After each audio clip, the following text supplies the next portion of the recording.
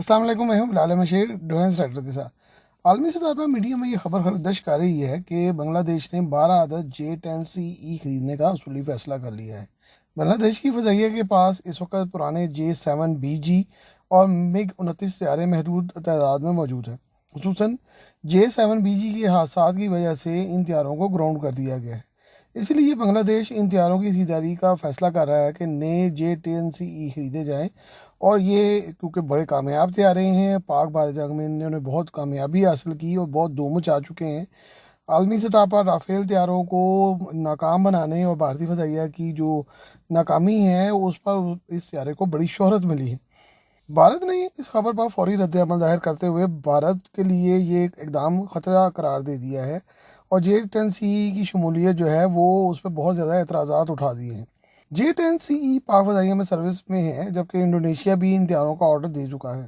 Sudan اور مصر بھی اس کی خریداری میں دلچسپی رکھتے تھے، لیکن عالمی طاقتوں کے دباؤ کی وجہ سے ان طیاروں کو نہیں خریدا گیا۔ بنگلہ دیش J-F-17 بلاک 3 طیارے بھی خریدنا چاہتا ہے اور اس میں دلچسپی لے رہا ہے، اور بنگلہ دیشی فضائیہ J-F-17 کی خریداری میں کافی انٹرسٹڈ رہی ہے اور اس پہ کافی ایویلیویشن بھی کی گئی ہے۔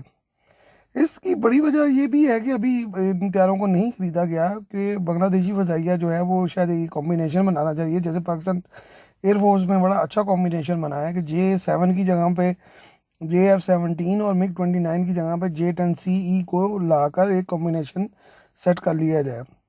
پاک فضائیہ نے اس سے بہت کامیابی حاصل کی ہے اور بنگلہ دیشی فضائیہ بھی اس سے فائدہ اٹھانا چاہتی ہے، اور کافی اچھے تعلقات اور ایک دوسرے سے تبادلہ خیال ان معاملات میں اب پچھلے چند ماہ سے جو ہے وہ اچھے لیول پر شروع ہو چکا ہے۔ J-10C میں زیادہ دلچسپی کی بڑی وجہ پاک بھارت جنگ میں میدان جنگ میں کامیابی کے علاوہ J-10 طیاروں کی عالمی سطح پر سیمولیٹر جنگ میں بھی کامیابی ہے۔